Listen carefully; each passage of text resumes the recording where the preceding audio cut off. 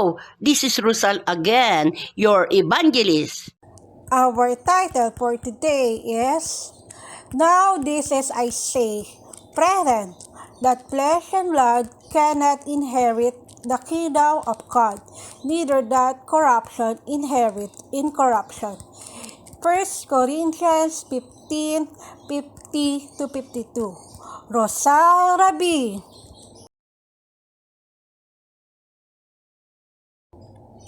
Sa mga tunog ng pakakak, lahat po tayong mga namatay ay magigising, ang mga handa ay dadalhin sa langit. Thessalonians 4:16.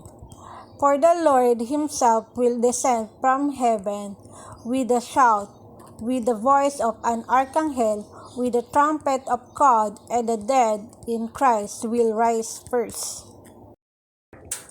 1 Thessalonians 4:16-18.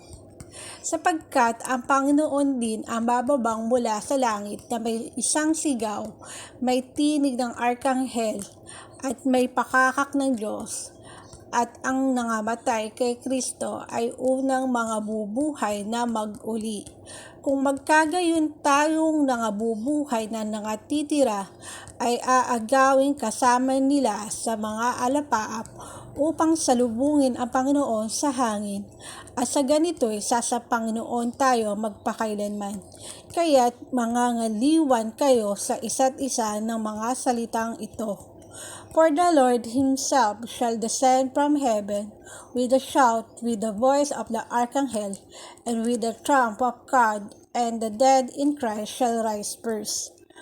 Then we which are alive and remain shall be caught up together with them in the clouds to meet the Lord in the air. And so shall we ever be with the Lord.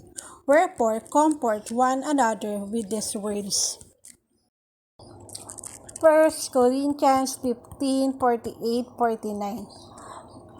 Kung ano ang ukol sa lupa, ay gayon din naman silang mga tagalupa. At kung ano ang ukol sa langit, ay gayon din naman silang tagalangit. At kung paano tinaglay natin ang larawan ng ukol sa lupa, ay tataglayin din naman natin ang larawang ukol sa langit. And as is the earthy, such are they also that are earthy. And as is the heavenly, such are they also that are heavenly. And as we are born the image of the earthy, we shall also hear the image of the heavenly. 1 Corinthians 15:50-52. Sinasabi ko nga ito, mga kapatid, na ang laman at ang dugo ay hindi makapagmamana ng kaharian ng Diyos, ni ang kasiraan ay magmamana ng walang kasiraan. Narito sinasaysay ko sa inyo ang isang hiwaga, hindi tayong lahat ay mga tutulog, ngunit tayong lahat ay babaguhin. Sa isang sandali, sa isang kisap mata, sa huling patunog ng pakakak, sapagkat tutunog ang pakakak, at ang mga patay ay mga bubuhay na manghuli na walang kasiraan, at tayo'y babaguhin. 1 Corinthians 15:50-52. Now this I say, brethren, that flesh and blood cannot inherit the kingdom of God, neither that corruption inherit corruption. Behold, I shew you a mystery, we shall not all sleep, but we shall all be changed. In a moment, in the twinkling of an eye, at the last trump, for the trumpet shall sound, and the dead shall be raised incorruptible, and we shall be changed. Paliwanag sa 1 Corinthians 15:50-52.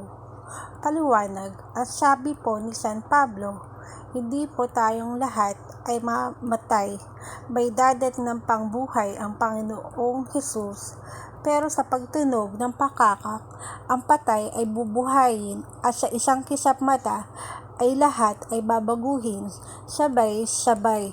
Yan ang sinasabi ni San Pablo na may kahiwagaan. Explanation. Paul says that we should not all die, but hell still alive. But at the sound of the trumpet, the dead will be raised, and in the blink of an eye, all will be changed at the same time. That's what St. Paul says with mystery. Mahiwaga ang gagawin sa atin ng Panginoon Diyos sa mga maliligtas. Sa isang kisap mata ay mawawala na mga lamang loob natin, katulad ng mga dugo at laman loob ng katawan natin. Ay mawawalan lahat na may kasiraan ay papalitan ng walang kasiraan. Talagang mahiwaga. Mysterious. The Lord God will do mysteriously to us, to those who will be saved. In the blink of an eye, we will lose our like the blood and flesh with our bodies. All that is corrupted will be replaced by the incorruptible absolutely. Dalawang klaseng itong pictures, pero kahit alin sa dalawa, basta maligtas po tayo. There are two types of images, but we can only save one of them. Thessalonians 4:16. Archangel with the trumpet of God, and the dead in Christ will rise first. It is important to give it a lot of time and help in the work of the Lord God. Sinasanay ko po kayo dito sa darating na mangyayari para kung dumating na yung panahon na yung sanay na po tayo, hindi na po tayo magugulat. Hindi ka natatanungin ng angel na anong religion mo, walang magtatanong sa inyo. Pero alam niyo na ba ang paghahanda? Hindi na po kayo magpapaturo sa mga tao na bihasa ng paghahanda. Okay, number 1. Magsisi po tayo sa mga kasalanan nating mga nagawa. Number 2, huwag na po kayong magkasala. Number 3, huwag na po kayong sasamba sa mga gawa ng mga kamay ng tao.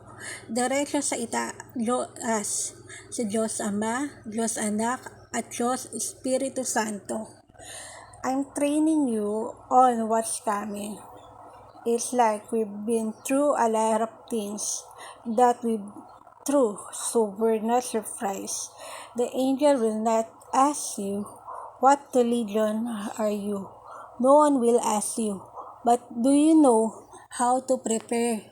You don't want to teach people to be a good teacher. Okay?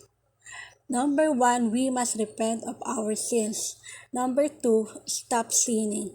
Number 3, you shall no longer worship the works of men's hands. Thanks. Watch, subscribe, like, and share too from Angel's Message Inc. Rosa Rabi.